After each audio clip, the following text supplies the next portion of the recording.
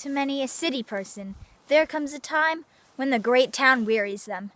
They hate its sights and smells and clangor. Every duty is a task, and every caller is a bore. There come visions of green fields and far-rolling hills, of tall forests and cool, swift-flowing streams.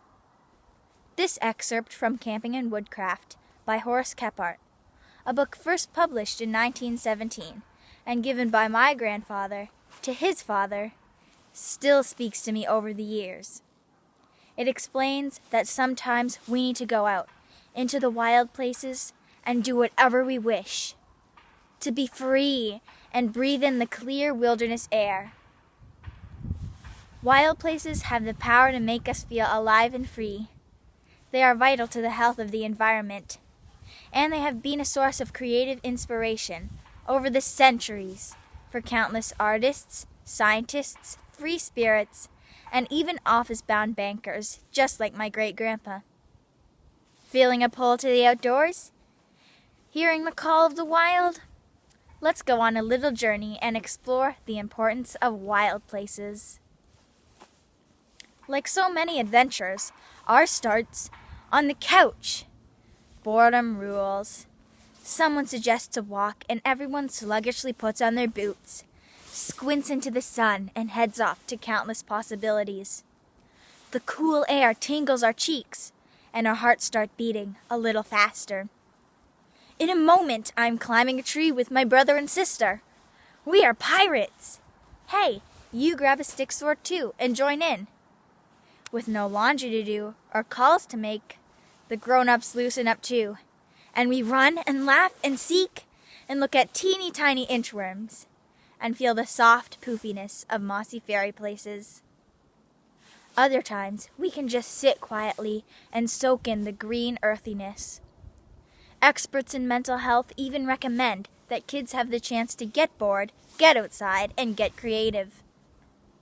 Whether to try new things, to bond with those you love, or to enjoy some solitude and time to think. Wild places, big or small, are just the place to do it. Let's turn on to a new path, because wild places aren't only good for encouraging that feeling of awesomeness, they're also a source of creative inspiration. Without the wild places, where would the wild things be? This is a question answered in Maurice Sendak's children's story, Where the Wild Things Are. Here, a boy travels into a fantasy land full of weird beasts, becomes a king, and heads home in time for dinner. Wild places have been the source of creative inspiration for many books for young people. The Call of the Wild, Lost in the Barrens, and The Jungle Book are a few that I have read with my family. You can probably think of others too. Think also of music, dance, theater, and poetry that started with singing birds, rolling hills, or dancing leaves. Canadian visual artists like Tom Thompson, Emily Carr, the Group of Seven, Bill Reed, and Kanujuak Ashevak have shown us the rough beauty of our land and have inspired many to pack lightly, put on some good hiking shoes, or slide into a tippy canoe to go see more of Canada. Each of these creative works asks us to hear the call, to come along, to join the adventure, and to experience a little wild, even if only in our imaginations. However, we need wild places, not only for inspiration, but for environmental reasons too. Forests are good for filtering ground and surface water as it moves through towards other bodies of water. They also absorb unwanted carbon dioxide and provide a safe habitat and food for native animals and plants. Wetlands and marshes also provide an important biodiverse ecosystem and form the main filtration systems in nature. Still others, like wild fields or meadows, are good for native pollinators and a whole different ecosystem of native animals and plants that are vital to the health of our earth. Each wild place has its own unique cycle and flow of nutrients. Plants and animals live and serve a special purpose. Then once they die and decompose, they turn once again into soil, New plants use that soil to grow, and whatever eats that plant will have new nutrients, and the cycle will continue. It is miraculous and inspiring. According to the Canadian Wildlife Federation, Canada is home to over 70,000 wild species and 43 national parks and reserves that cover nearly 250,000 square kilometers. It's also home to 30% of the world's boreal forests and 25% of the world's wetlands. But our wild places are in danger because of us. We need to take action against things like climate change and pollution. David Attenborough's new film called David Attenborough, A Life on Our Planet, talks about how our Earth is changing because we take more than the Earth can afford to give. He says that the true tragedy of our time is still unfolding across the globe, barely noticeable from day to day. I'm talking about the loss of our planet's wild places, its biodiversity. We cut down over 15 billion trees each year and have reduced freshwater populations by over 80%, replacing the wild with the tame.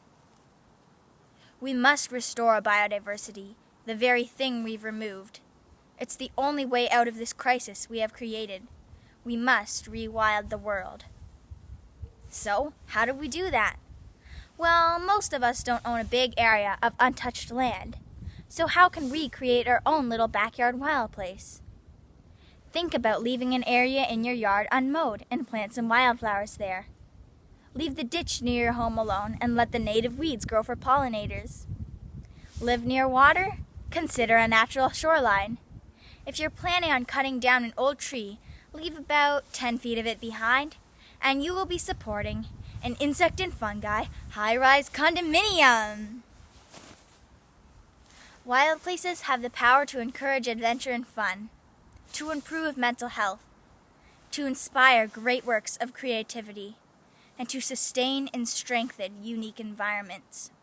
Remember how I began with talking about my great-grandpa's book and how it has been passed down to my family?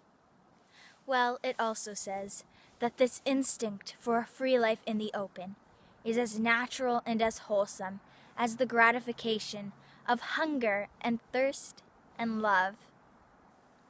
I can imagine him reading these words that also make me feel excited about wild places and thankful that we still have so many to enjoy.